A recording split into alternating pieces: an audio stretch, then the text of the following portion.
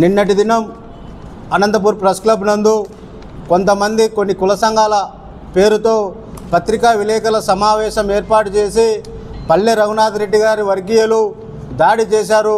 దాడికి నిరసనగా చలో పుట్టపర్తి కార్యక్రమాన్ని నిర్వహిస్తున్నామని చెప్పారు.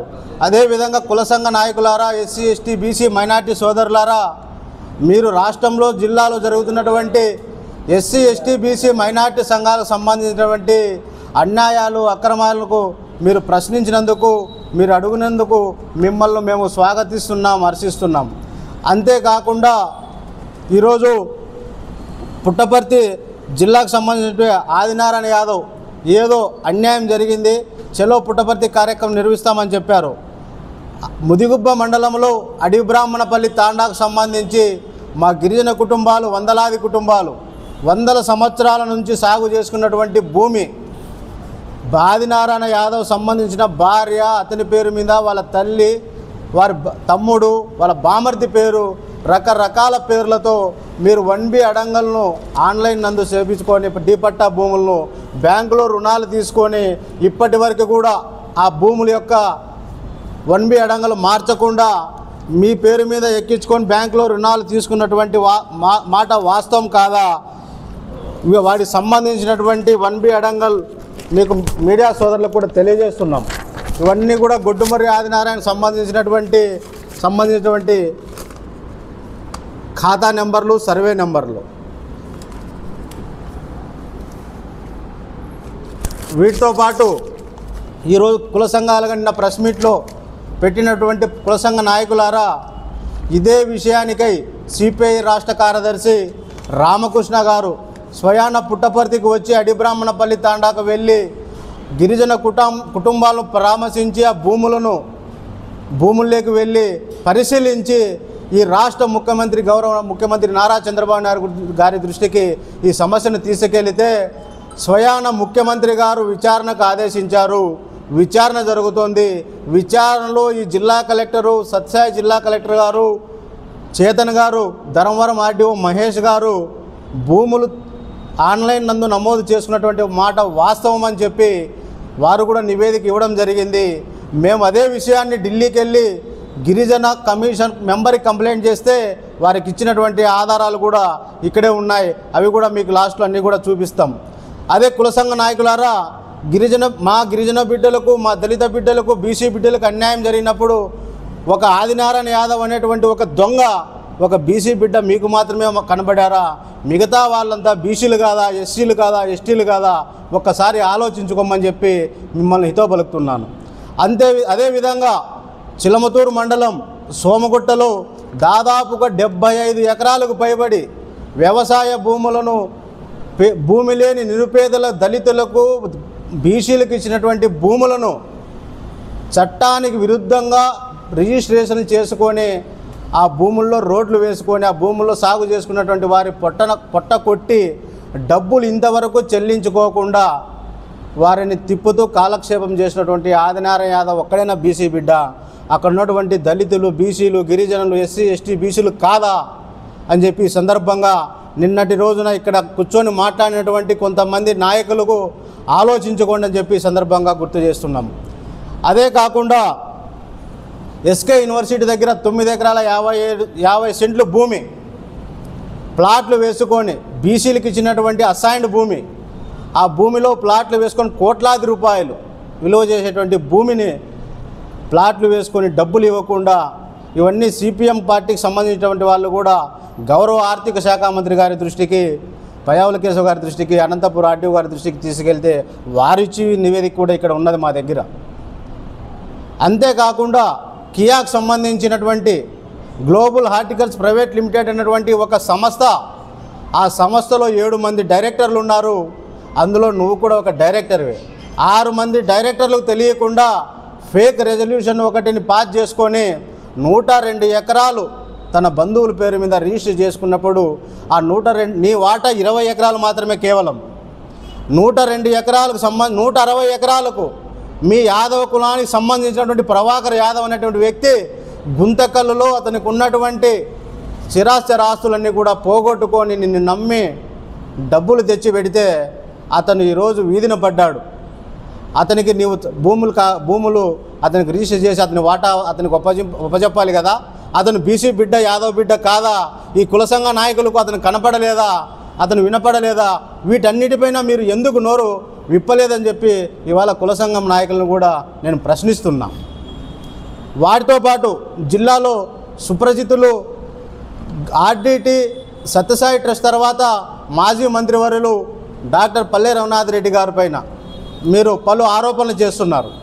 ఆ ఆరోపణలు వ్యక్తిగతంగా మీరు చేస్తున్నారు. అతనికి ఏదో అతని మీద బురద చల్లితేనో అతనిపైన తప్పుడు ఆరోపణలు చేస్తే మీకు వచ్చేటువంటిదిగా లాభం కానీ ఒరిగేటువంటిది ఏది లేదు.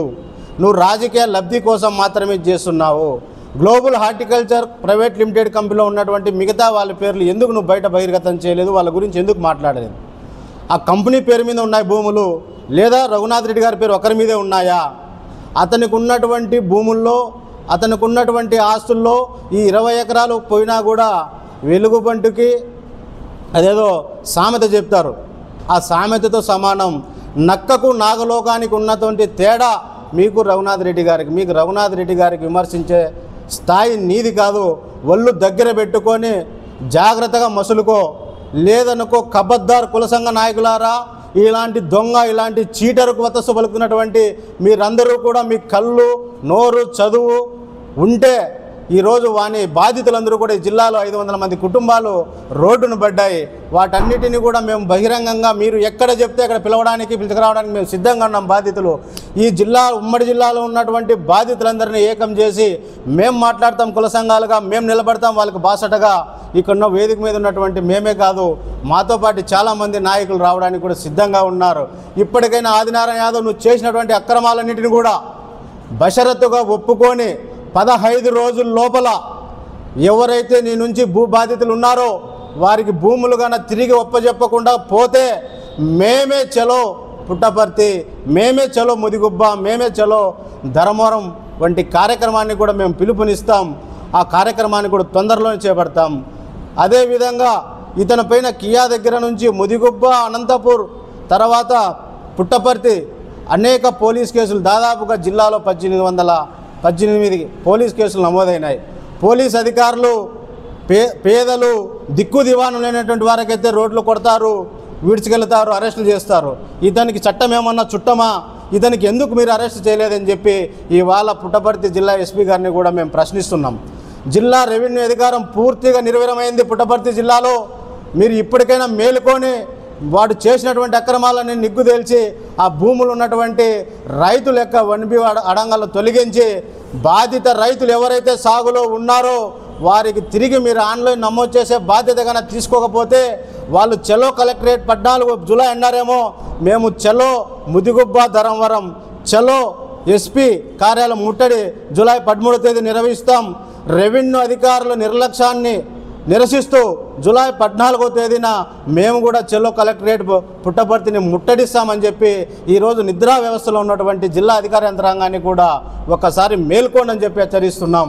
లేని పక్షంలో ఈ ఉమ్మడి జిల్లాలో కాకుండా కర్నూలు జిల్లాలో కూడా వాడు వేరుశనగ విత్తనాలు, వివిధ రసాయన ఎరువులు సంబంధించి చాలా దొంగ వ్యాపారాలు చేసి వెల్దుర్తి కర్నూలు జిల్లాలో కూడా పలు కేసులు నమోదైనాయి.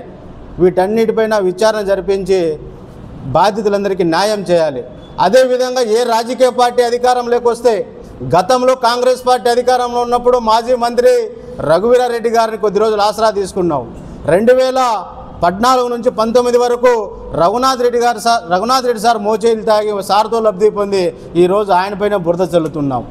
అదేవిధంగా 2019 నుంచి 24 వరకు ధర్మవరం మాజీ శాసనసభ్యులు వెంకటరామరెడ్డి గారు, గోరెంట్ల మాధవ్ మాజీ హిందూపురం ఎంపీ గారు, వీళ్ళకు కూడా మీ కియాలో భూముల్లో వాటాలు ఇస్తామని చెప్పి వారిని వాడుకున్న మాట వాస్తవం కాదా? ఏ అధికార పార్టీ అధికారంలోకి వస్తే వీడిని అడగల, ఏ మీడియా ఛానల్ను, ఏ సర్వే సంస్థలు అడగాల్సిన పని లేదు. వీ ఒక దొంగను తెలుసుకుంటే ఈ రాష్ట్రంలో ఏ అధికార పార్టీ అధికారంలోకి వస్తుందో స్పష్టంగా తెలుసుకోవచ్చు మనం కూడా. వీనికి ఒక పనిపాట అది. ఎందుకంటే ఏ అధికార పార్టీ వస్తుందో ఎలక్షన్ ముందు ఆ పార్టీలోకి జంపు జిల్లా అని అవ్వడం. ఇప్పుడు బీజేపీ నాయకులు వతస్సు పలుకుతూ బీజేపీ పార్టీలో మసులుకుంటున్నావు. అతనికి ఒక కీలకమైనటువంటి నాయకుని యొక్క అండదండలు ఉన్నాయి. నాయకులారా, మీరు కూడా కూటమి ప్రభుత్వంలో ఉన్నారు. ఈ జిల్లాలో కూడా రఘునాథ్ రెడ్డి గారు అందరికీ సుపరిచితుడు. మీరు కూడా బాధ్యత తీసుకొని అతను చేసినటువంటి అవినీతి అక్రమాలపై వెలుగు తీసి అతన్ని దూరం పెట్టి బాధితులకు న్యాయం చేయాల్సినటువంటి బాధ్యత మీపైన ఉంది. ఇప్పటికైనా దొంగను మీరు బయట పెట్టకపోతే భవిష్యత్తులో మీరు మాట్లాడినటువంటి జిల్లా పోలీస్ అధికార యంత్రాంగంతో కానివ్వండి, జిల్లా కలెక్టర్ గారితో కానీ అవన్నీ కూడా తొందరలోనే బయటకు వస్తాయి. ఎవరిని కూడా వదిలే ప్రసక్తి లేదు. న్యాయం అన్యాయం జరిగినటువంటి వాటికి న్యాయస్థులకు బాధితులకు ఎస్సీ ఎస్టీ బీసీ మైనార్టీ సంఘాలుగా మేము అండగా నిలుస్తామని చెప్పి ఈ సందర్భంగా హెచ్చరిస్తూ వీటన్నిటిపైన ఒక ఐఏఎస్ స్థాయి అధికారిని కానీ సిట్టింగ్ జడ్జిని కానీ రిటైర్డ్ జడ్జిని కానీ నియమించి విచారణ జరిపించి బాధితులందరికీ కూడా న్యాయం చేయవలసిందిగా ఇవాళ ఈ రాష్ట్ర ప్రభుత్వాన్ని మేము డిమాండ్ చేస్తున్నాం. నిన్నటి దినం ఎస్టీ ఎస్సీ బీసీ మైనార్టీ నాయకులు ప్రెస్ మీట్ పెట్టి రాష్ట్రంలో జరుగుతున్నటువంటి వైసీపీ నాయకులు చేసిన అరాచకాల మీద చలో కలెక్టరేట్ అని చెప్పడం జరిగింది. అందుకు మేము కూడా సంఘీభావం తెలుపుతున్నాం. యాదవ్ బిడ్డగా నేను ఒక యాదవ్ కులస్తుని. అంతకంటే ముఖ్యంగా ఈ జిల్లాలో ఉమ్మడి అనంతపురం జిల్లాలో చాలా సమస్యలు జరిగినప్పుడు మేము కూడా స్పందిస్తున్నాం. ఎస్పీ గారి దగ్గరికి కలెక్టర్లకి ప్రజల కోసం న్యాయం తరం మేము కూడా కుల సంఘాల తరఫున పోరాడుతున్నాం. నిన్నటి దినము కొంతమంది కుల సంఘాల నాయకులు డాక్టర్ పల్లా గణేశ్వర సార్ గురించి చాలా తప్పుగా మాట్లాడారు. అయ్యా కుల సంఘం నాయకులారా, మీరు కళ్ళు తెరిచి చూడండి. గొడ్డుమర్రి ఆదినారాయణ అనేటువంటి వ్యక్తి ఒక చీటర్. మీకు తక్కువ పరిచయము, మాకు 30 ఏళ్ళుగా తెలుసు. మా చుట్టుపక్కల ఉన్న విలేజ్ అతనిది. ఆయన ఏదో తప్పుడు పనులు చేసి ఆయన తప్పులు కప్పిపించుకోవడానికి మీలాంటి కుల సంఘాల నాయకులు వాడుకుంటున్నాడు. మీరు మోసపోవద్దండి. ఒకసారి కళ్ళు తెరిచి చూడండి. పల్లా రేవంత్ రెడ్డి సారు ఒక వ్యక్తి కానే కాదు, ఒక శక్తి. ఎంతోమందికి ఎస్టీ ఎస్సీ బీసీలకు మైనార్టీలకు ఉచితంగా చదువు చెప్పిన వ్యక్తి. అలాంటి వ్యక్తి మీద మీరు ఆరోపణలు చేయడం తగదు, గుర్తుంచుకోండి. ఒక ఆదినారాయణ యాదవ్ చాలా మోసాలు చేయడం జరిగింది. ఇప్పుడు అన్నగారు చెప్పారు ఇంతవరకు శ్రీనాన్న ఎస్టీ భూములు, తర్వాత కియా భూములు ఇవన్నీ ఆక్రమించినాడు, దొంగ అని చెప్పాడు. అది నిజం, ఎందుకంటే మేము కళ్ళారా చూసాం. మీరు ఆదినారాయణ యాదవ్ గారు గుర్తుంచుకోండి. మీరు రఘునాథ్ రెడ్డి సార్ విమర్శించే స్థాయి మీది కాదు. ఆయనకు భూములు ఆక్రమించే కర్మ ఏం పట్టిందయ్యా? ఆయన వందల వేల మందికి చదువు చెప్పిన వ్యక్తి, ఎంతోమందికి విద్య ఉచితంగా చెప్పిన వ్యక్తి, ఉద్యోగ అవకాశాలు కల్పించిన వ్యక్తి. అలాంటి వ్యక్తి మీద మీరు తప్పుడు ఆరోపణ చేయడం తగదు. ఆదినారాయణ గుర్తుపెట్టుకో. నువ్వు సూర్యుడి మీద ఉమ్మేస్తే అది తిరిగి నీ మీదే పడుతుంది. అది గుర్తుంచుకో. నువ్వు తప్పుడు ఆరోపణలు చేస్తున్నావు. కియా భూముల్లో నీకు వచ్చే వాటా 20 ఎకరాలు మాత్రమే. అందరి దగ్గర రికార్డ్స్ ఉన్నాయి, చూపించారు మాకు. మేము కూడా చదివాం దీని మీద. మీరు కొంతమంది కుల సంఘాలు అడ్డపెట్టుకొని వాళ్ళకి మాయమాటలు చెప్పి నువ్వు చేసిన తప్పులు కప్పిపించుకోవడానికి ఈరోజు ఒక మంచి వ్యక్తి మీద, బడుగు బలహీన వర్గాల ఆశాజ్యోతి, పుట్టపర్తి మాజీ ఎమ్మెల్యే, మంత్రిగా, విప్పుగా, చీఫ్ విప్పుగా పనిచేసినాడు ఆయన. అలాంటి వ్యక్తి మీద ఆరోపణలు చేస్తే నువ్వేదో ఇమేజ్ పెడుతున్నాడేమో. నువ్వు హీరో కాలేమైనా జీరో అవుతావు, గుర్తుపెట్టుకో.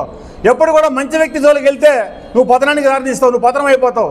దయచేసి ఇలాంటి ఆరోపణలన్నీ మానుకొని కుల సంఘం నాయకులారా ఒకసారి గుర్తుంచుకోండి. మీ అందరికీ చేతులు జోడించి అడుగుతున్నాం. రఘునాథ్ రెడ్డి అటువంటి తప్పు చేయలేదు. ఆయనకు 10 ఎకరాలు 20 ఎకరాలు చెత్తతో సమానం. ఎంతోమంది లక్షల మంది చదువు చెప్పిన వ్యక్తి, ఫ్రీగా దానం చేసిన వ్యక్తి. ఇల్లు కాలిపోయినా, యాక్సిడెంట్ అయినా, ప్రమాదం జరిగినా 108 ముందుంటాడు పుట్టపర్తి కాన్స్టిట్యూన్సీలో.